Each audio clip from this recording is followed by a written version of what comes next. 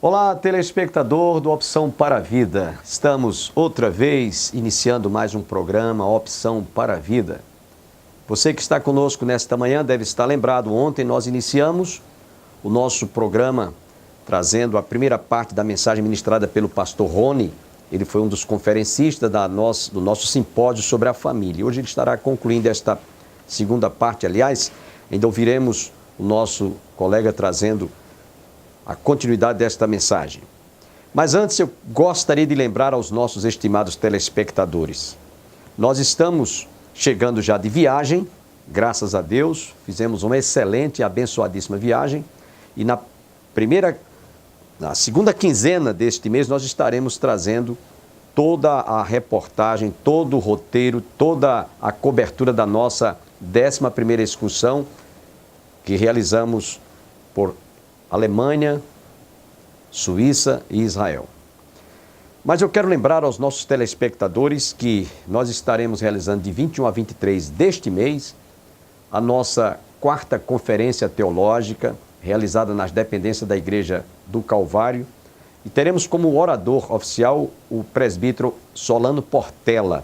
Ele é presbítero da Igreja Presbiteriana em Santo Amaro, São Paulo. Especialmente convidado como conferencista, eu quero fazer aqui um apelo e uma convocação a todas as lideranças evangélicas de Campina Grande, de cidades próximas, para que estejam prestigiando esta conferência. Nós estamos vivendo uma época muito difícil em que o evangelho tem enfrentado muitas resistências à chamada teologia da prosperidade, à teologia moderna, e esses movimentos neopentecostais que têm se proliferado como uma nuvem em todo o nosso país. É bom que você reserve essa data, de 21 a 23, Igreja do Calvário, situada às margens do Açude Velho, confluência com o Parque da Criança.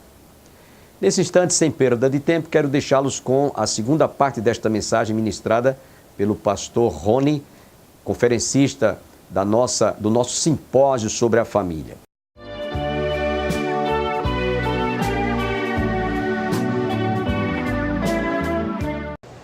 John Stott diz uma coisa interessante. Deus tem preferência com relação ao nome. Deus gosta de ser chamado de Pai. As aves não podem fazer isso. Os peixes não podem fazer isso. Os bois não podem fazer isso.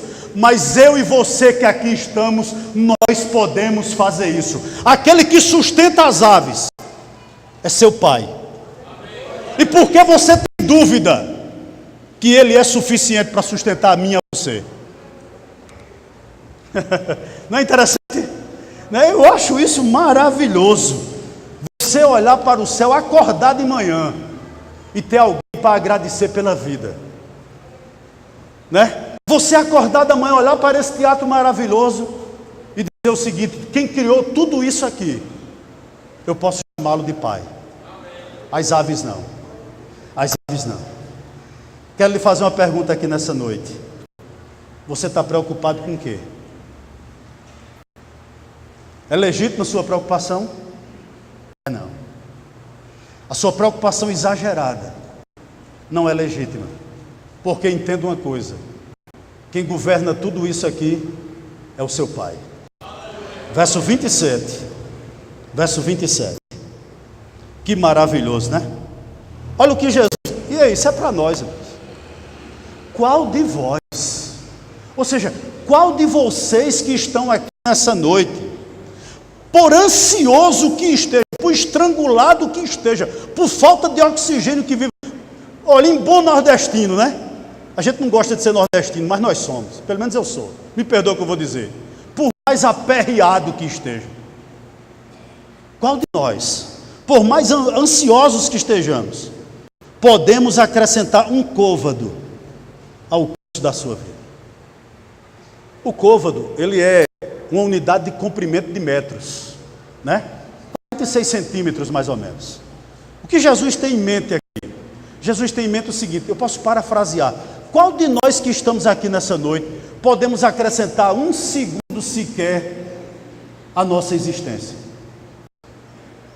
Vamos pensar? Você não come carne vermelha, dá 40 voltas em torno desse açude todo dia, não come açúcar, não come queijo com gordura, sua casa é totalmente arrodeada de cerca elétrica, possui 4 pitbulls extremamente violentos dentro dele, você tem acesso a um policial da Rotan, qualquer hora que você quer, é só ligar, ele chega dentro de 2 segundos, né? Então você diz, eu estou protegido, pastor.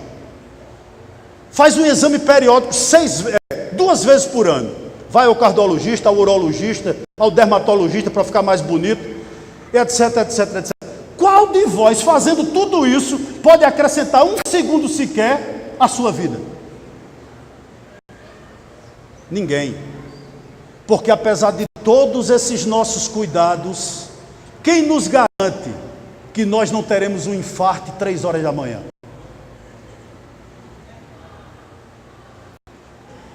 O que é que Jesus quer nos dizer aqui? A mim e você que está aqui tão ansioso, nenhum de vocês que estão aqui, inclusive eu, tem as rédeas da vida em sua mão. A manutenção da nossa vida não depende de ninguém, a não ser do Deus Todo-Poderoso, que nós chamamos de Pai. É Ele que nos sustenta, é Ele que acrescenta a nossa vida, é Ele que nos dá saúde, é Ele que tem propósito na nossa vida. Então, por que viver ansioso? Por que viver ansioso? Se você não tem as rédeas da sua vida nas suas mãos. Por favor, eu nem sei pregar, nem sei cantar, eu não vou fazer isso. Mas eu vou dizer, eu tenho um louvor aqui que eu acho extremamente belo. A letra diz mais ou menos o seguinte: é teu, somente teu, todo o trabalho. Né? E o autor diz o seguinte: e o meu trabalho é descansar em ti. Os irmãos estão entendendo? Então o que é que eu quero dizer para você nessa noite? Senhor, é teu, somente teu, todo o trabalho. E o único trabalho que eu tenho como ovelha é descansar no meu pastor. Somente esse. Somente esse. É descansar nele. Porque eu não tenho as rédeas da minha vida, meu irmão, nas minhas mãos. Graças a Deus por isso. As rédeas da minha vida e da sua também está nas mãos daquele que nós aprendemos a servir, a chamá-lo, aliás, de Pai. Verso 28. E por que andais ansiosos quanto ao vestuário? Né? Considerai como crescem os lírios do campo. Eles não trabalham, nem fiam. Eu, contudo, vos afirmo que nem Salomão, em toda a sua glória, se vestiu como qualquer deles. Verso 30. Ora, se Deus veste assim a erva do campo, que hoje existe e amanhã é lançada no forno, quanto mais a vós outros, homens de pequena fé. Oh, meu irmão. Os discípulos estavam preocupados não só com o alimento, mas como eu já disse no início da minha fala, eles também estavam preocupados com aquilo que iria dar a ele visibilidade. Né? Com que roupa nós vamos nos vestir? E Jesus manda que ele tire os olhos das aves e olhem para outro setor da criação. E Jesus diz o seguinte: olhe para os lírios, né? Olhe para os lírios. E ele diz o seguinte: considerai como eles crescem.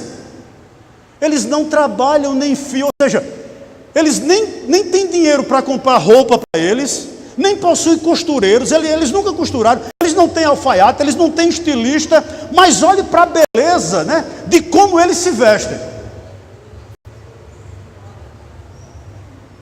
Ou seja, lá em casa tem um pé de lírio, é lindíssimo. E quando eu olho para ele, eu chego a uma conclusão: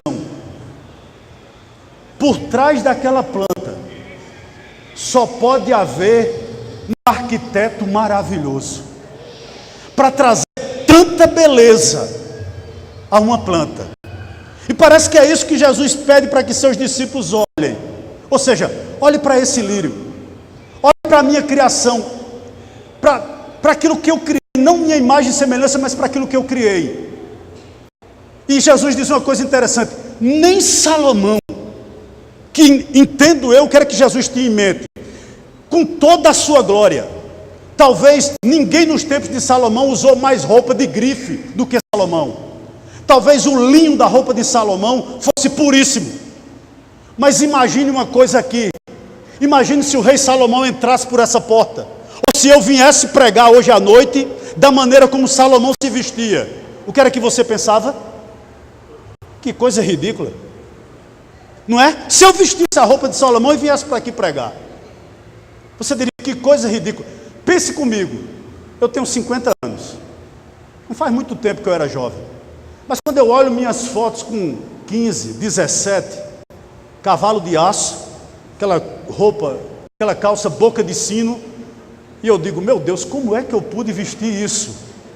É isso que Jesus está dizendo. Ei, a roupa de Salomão era temporal. Aquele que vestiu Salomão, aquele que veste os lírios, é suficiente para vestir vocês hoje. É isso que Jesus está nos levando a pensar. Porque, apesar dos lírios serem lindos e maravilhosos, numa terra onde não existia madeira, eles só serviam como combustível. Mas nós não. Nós, como Salomão, por isso que eu digo que não tem nada aqui para incrédulo, nós fomos criados para a eternidade. É isso que o Senhor Jesus está dizendo aqui.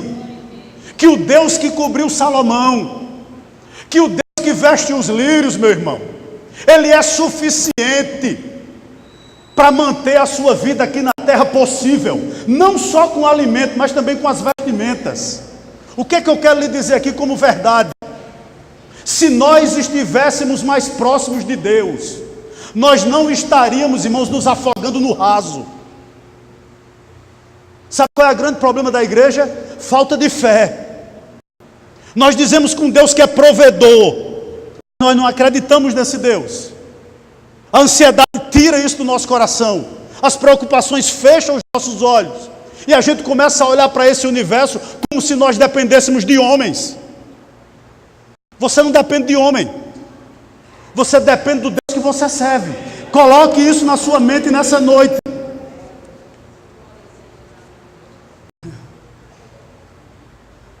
Olhe para o verso 30, por favor. Se Deus veste assim a erva do campo, que hoje existe e amanhã é lançada no forno, quanto mais a vós outros. Ele nos chama de quê? Homens de pequena fé.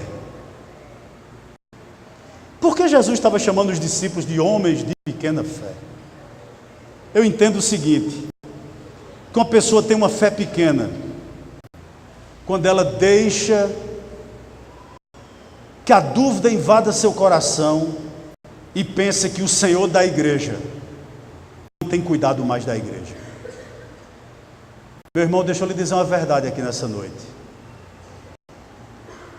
Você pode se levantar de manhã, olhar para esse teatro maravilhoso e dizer uma coisa: eu sou do meu amado e meu amado é meu. Existe alguém extremamente onipotente, onisciente e onipresente, que é louco de amor por mim. Sabe? Nunca seja levado por esse sentimento de ansiedade, porque ele vai fazer com que você não perceba isso. E Jesus vai dizer que nós somos homens de pequena fé. Entenda o seguinte: existe alguém que tem cuidado de cada um de nós que estamos aqui nessa noite. Não duvide disso. Não duvide jamais disso. Eu gosto muito de uma frase, eu não sei quem é o autor, mas eu vou citá-la. Deus não permanece calado para um crente que vive de joelho. Eu vou repetir: Deus não permanece calado para um crente que vive de joelhos.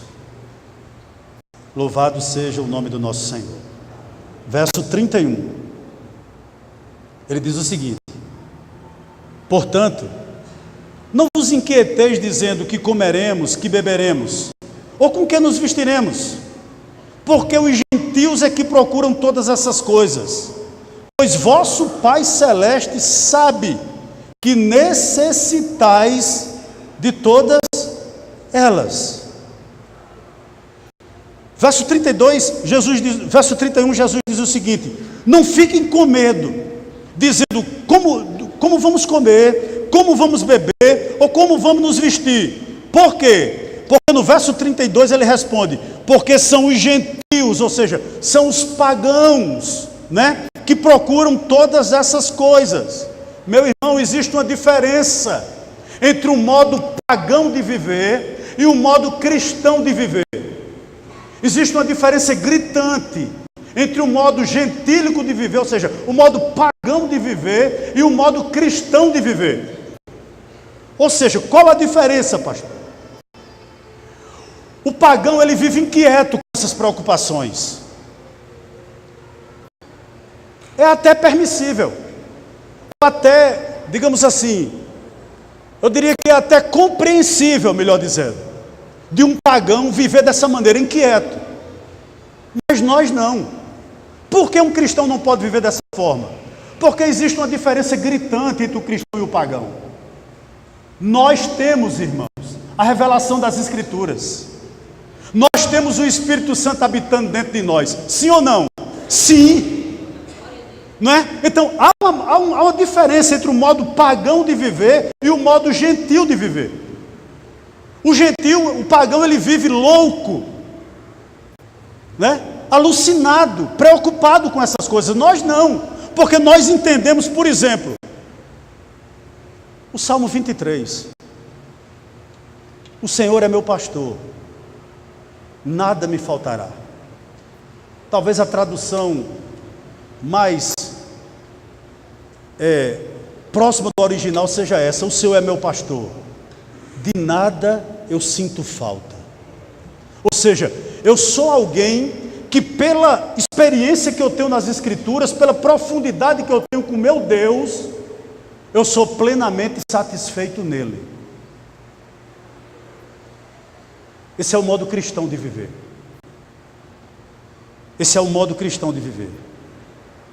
A gente pensa que, infelizmente, os pagãos vão se encantarem quando começarem a ver a gente com um carro mais novo, com uma casa mais nova, né?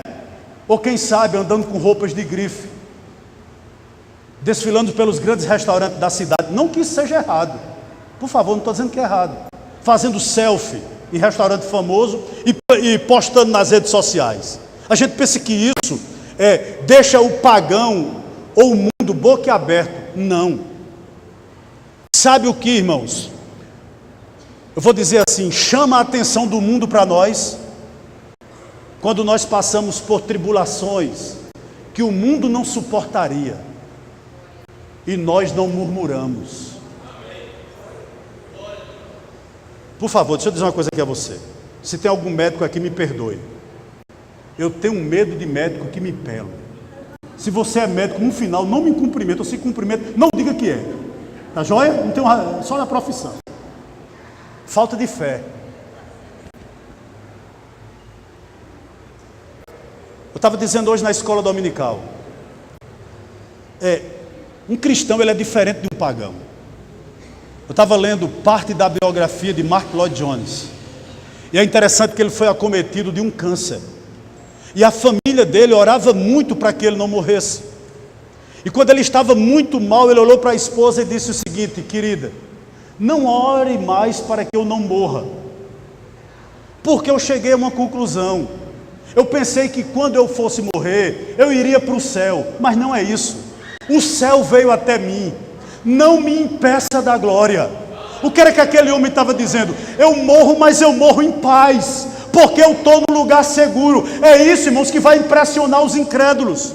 Quando nós estivermos diante da morte, não tenhamos mais nada a fazer a não ser morrer, e morrer sem medo. Eu estava ouvindo o pastor Augusto Nicodemos, ele estava dando uma palestra, e alguém da auditório fez a seguinte pergunta a ele. Eu achei interessante, parece que ela tem um parentesco comigo. Pastor, eu posso pedir a Deus uma boa morte? E ele riu e disse: pode, não tem problema nenhum. Eu não sei o que ela quis dizer com boa morte, mas eu entendo o seguinte, que é uma morte que a gente não tenha medo dela. No momento que chegar, eu estou pronto. Eu não estou dizendo a você que eu já cheguei nesse nível, tá certo? Mas eu tenho orado para chegar. Por quê? porque eu não quero morrer como um covarde. O que me espera? O que me espera é a glória. O que espera você é a glória. O que lhe espera é um corpo ressurreto. O que lhe espera é o quê? O céu é belo por isso, porque Cristo está lá e Ele nos aguarda. Essa esperança enche, meu irmão, o meu coração de alegria e deve encher o seu também. Louvado e exaltado seja o nome do nosso Senhor. Verso de número 32, eu vou reler para nós. Porque os gentios é que procuram todas essas coisas. Olha o modo cristão de viver. Pois vosso Pai Celeste sabe que necessitai de todas elas. Deixa eu lhe lembrar uma coisa aqui. Você é filho. Você é filho. Olha, só há 3 pessoas no mundo que não podem me chamar de pastor, nem de Rony, nem de reverendo, nem de Rony Batista. Só 3. Raíssa, Rodrigo e Rayane. São meus 3 filhos. Eu faço questão de que todos 3 me chamem pai. Porque se eles me chamarem de pastor, se eles me chamarem de Rony, se eles me chamarem de reverendo, eles não entenderam as décadas de amor que eu dediquei a todos eles. Parece que é isso que Jesus está dizendo aqui. Sabe? Quando você conversar com Deus, como diz também Mark Lloyd Jones, comece adorando, comece chamando Ele, sabe de quê? De Pai. Ele é o seu Pai, e Ele adora ser chamado dessa maneira. Mais um parênteses na mensagem. Meu pai era muito amarrado, seguro. E eu chegava para ele, gurizinho, né? Eu dizia: pai, me dê uma moeda. Ele botava a mão assim no bolso da calça, balançava a calça, fazia blim, blim, blim, blim, blim, blim. A moeda dizia: tem não. Deus não é assim, porque Ele sabe do que você precisa. E deixa eu lhe dizer uma coisa para acalmar seu coração aqui. Tudo que você precisa, tudo, se for para a glória dEle, vai chegar. Tudo que você precisa, se for para a glória dEle, vai chegar. Deus não vai lhe dar uma pedra no lugar de um pão, jamais. Ele vai lhe dar o pão. Se não chegou, amém. Mas se for para a glória dEle, pode aguardar, vai chegar. Amém? Vamos concluir aqui, verso 33 e verso 34. Ele diz: buscai, pois, em primeiro lugar o seu reino e a sua justiça, e todas estas coisas vos serão acrescentadas. O que é que Jesus está dizendo? Igreja do Calvário, se preocupe em primeiro lugar com o que preocupa a mim. Tá certo? Sabe o que Ele está dizendo para você nessa noite? Se preocupem em primeiro lugar com o que me preocupa. O que é que preocupa Jesus? Qual é a preocupação de Cristo? De ser conhecido, de que eu e você que estejamos aqui sejamos humildes de coração, pacificadores, mansos, misericordiosos, tenhamos fome e sede de justiça. É isso que Jesus, irmãos, manda que a gente se preocupe em primeiro lugar, a expansão do seu reino. Que filhos nós vamos entregar para a sociedade?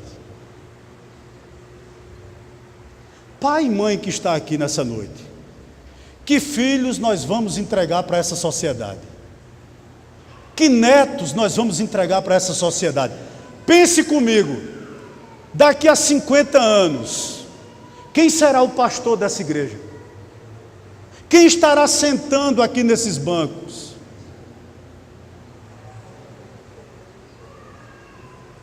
Olha para mim.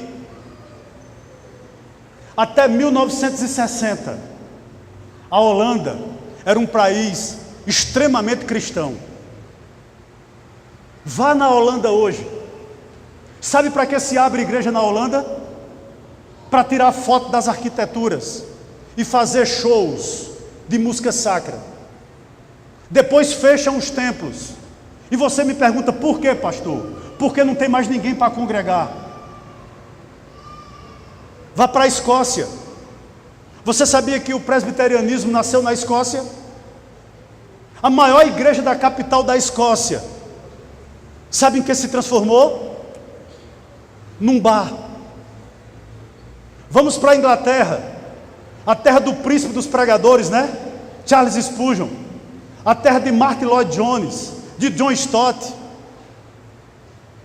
Um país extremamente cristão há décadas atrás, mas hoje apenas pouco mais de 3% das pessoas que lá estão se dizem cristãs. Eu estava conversando com um pastor amigo. Ele é congregacional, né? Não é filiado aqui aos irmãos, não. Ele me dizia as inúmeras igrejas no sertão, com templo próprio, com membresia, mas que não possuem pastor. A nossa denominação possui base missionária em Cajazeiras, possui base missionária em Itaporanga, e nós não temos ninguém para enviá-los, para pastorear essas pessoas. Meus irmãos, façam uma visita em nossos seminários. Com raríssimas exceções, os nossos seminaristas querem pastorear, ou querem ser mestre na igreja, com raríssimas exceções. Aonde eu quero chegar? Se nós não implantarmos o reino de Deus em nossa casa, nós vamos entregar às futuras gerações uma igreja apóstata, sabe? De homens e mulheres que não querem nada com Deus, infelizmente. Aí você pode estar dizendo, quer dizer, pastor, que o senhor é cético com relação ao futuro da igreja? De maneira alguma, porque a igreja é de Deus, a igreja não é minha. Mas o que eu quero pensar com vocês nessa noite, é necessário, extremamente necessário, um avivamento em nossas igrejas, sabe? Um reconhecimento de pecado, um apego às escrituras, volta à vida de oração, volta à vida de jejum, volta à vida de testemunho. É extremamente necessário nós voltarmos às escrituras, buscar em primeiro lugar o reino de Deus. Sabe por quê, meu irmão? Não está preparado para morrer aquele que ainda não pôs a sua casa em ordem. Eu digo uma coisa lá na minha casa, sabe? Eu não quero ser velado por filhos desviados. Eu não quero chegar no céu sem a minha família. Porque alguém já disse, né? Que Davi ganhou o mundo inteiro e perdeu a sua família. Contudo, Noé perdeu o mundo inteiro, mas ganhou a sua família. Jesus está nos dizendo isso: buscais em primeiro lugar o seu reino e a sua justiça, e essas coisas que vocês se preocupam, você crê nisso? Será acrescentado. Será acrescentado. Jesus não está mandando você deixar de trabalhar, mas Jesus está dizendo que tem tempo para tudo na nossa vida. Para tudo na nossa vida. Verso 34. Portanto, não vos inquieteis com o dia de amanhã, pois o amanhã trará os seus cuidados. Basta ao dia o seu próprio mal. Eu queria muito dizer a vocês aqui nessa noite, que a partir dessa palavra, mais nunca você vai ter problema. Mas eu não posso dizer isso. Vai. Mas com o problema, vem a solução. Eu termino com essa frase. O céu sempre acalma a terra. Amém? O céu sempre acalma a terra. Que Deus abençoe. Eu agradeço a oportunidade em nome de Jesus. Queremos convidá-lo para que amanhã você esteja conosco para ouvir um outro orador, o pastor Manuel, também que esteve como conferencista do nosso simpósio sobre a família. Agradeço a todos que estiveram conosco. Recebam as bênçãos do Pai, do Filho e do Espírito Santo, e até amanhã, se Deus quiser. Sempre